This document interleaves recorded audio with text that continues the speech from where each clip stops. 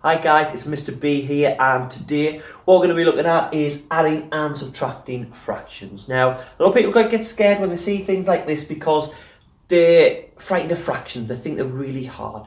But this is actually something that's quite easy to do, so we're going to have a look at it now. Now, we've got a set of questions here that we're going to work through first, and the reason we're working through these ones first is because they all have something in common.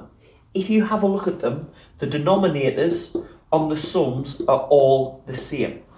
Now this is great. If you're doing addition or subtraction with a fraction and the denominators are the same, you're in with luck. Okay? Because I'm going to show you exactly how to do it. The first one we're going to do, I'll draw a little picture, we'll have a representation of what it is. So we've got a circle here and I broke it into thirds.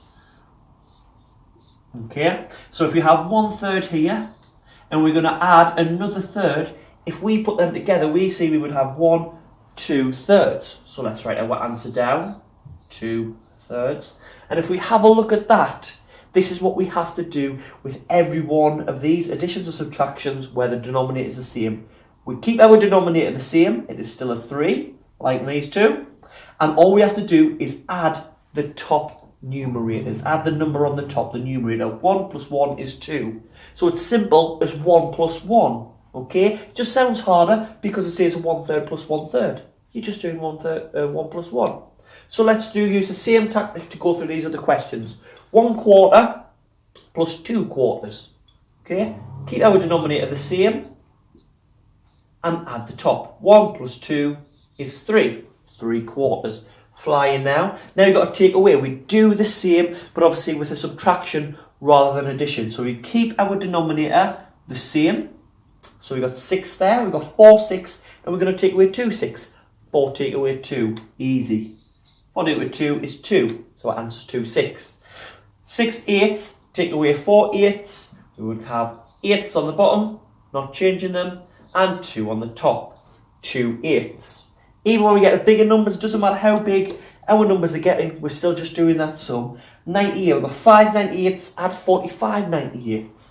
Okay, so we know we're going to have 98 on the bottom, and it's 45 plus 5, so now we've got 50 98s, okay? And we can also do the same if we end up with an improper fraction. So have a quick look if you're not sure what improper fractions are. We keep our number the same on the bottom, a fifth, so we've got 3/5 plus 4/5.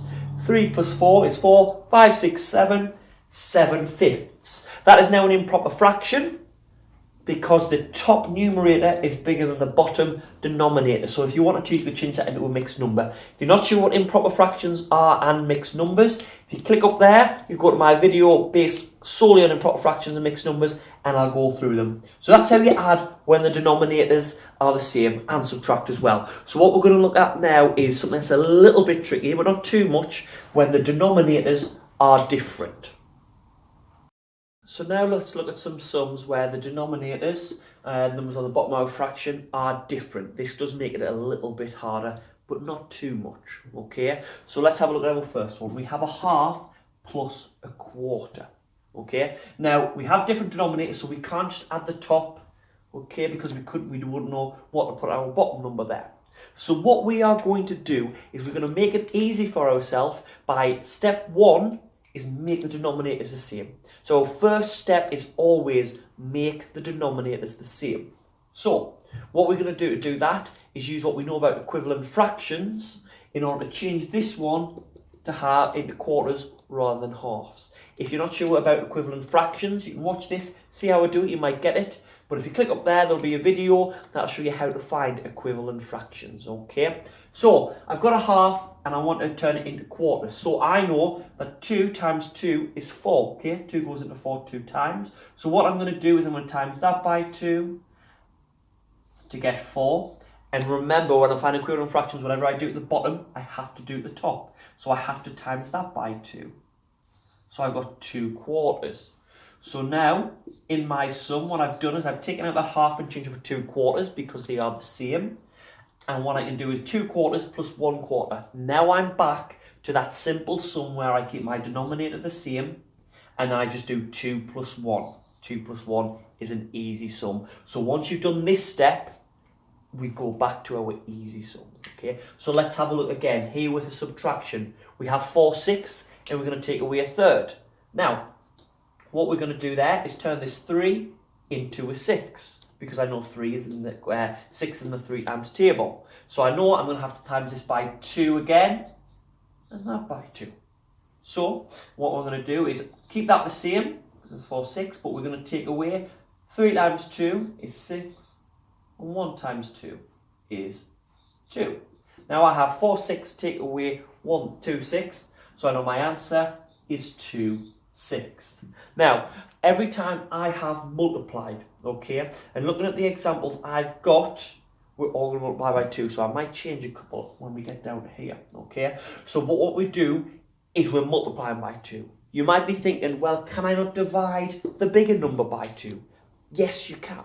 So if you wanted to, you could turn the bigger number into a small number. The reason I always multiply is because if we have a look at this one, if we divide that by 2, we have to divide the top by 2, and we have 1 divided by 2. So we're going to end up with decimals or fractions, and it's going to get harder.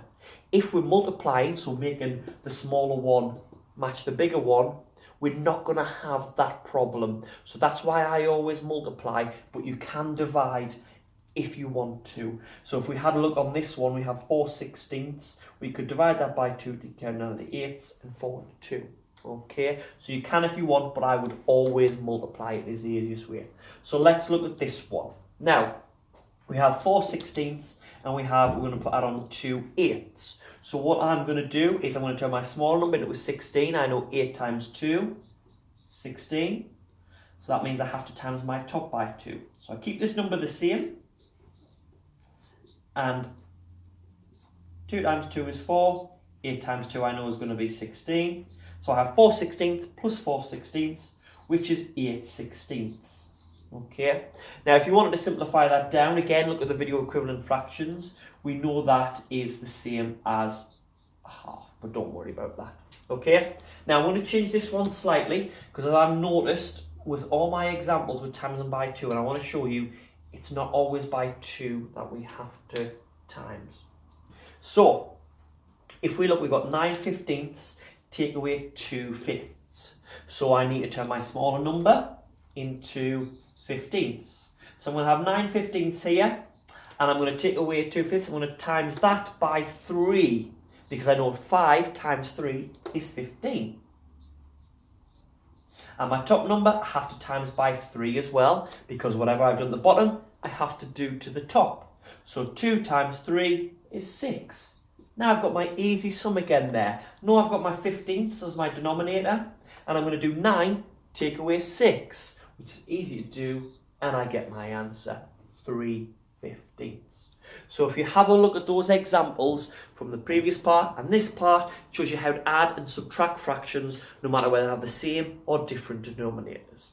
Okay, I hope you've enjoyed the video. Give it a thumbs up if it's helped you, please, and put a comment down there if you need any help on any other videos, or if you need any more help with this, and I'll try and help you there with it. Of course, if you found it useful, please subscribe, and the videos that I bring out each week for English and Maths might help you out with some questions that you have at school, with other work, whatever you're using the videos for. Of course, if you find this video useful and you think someone else might, give it a share as well. Okay, thanks a lot, guys. Until next time, see you later.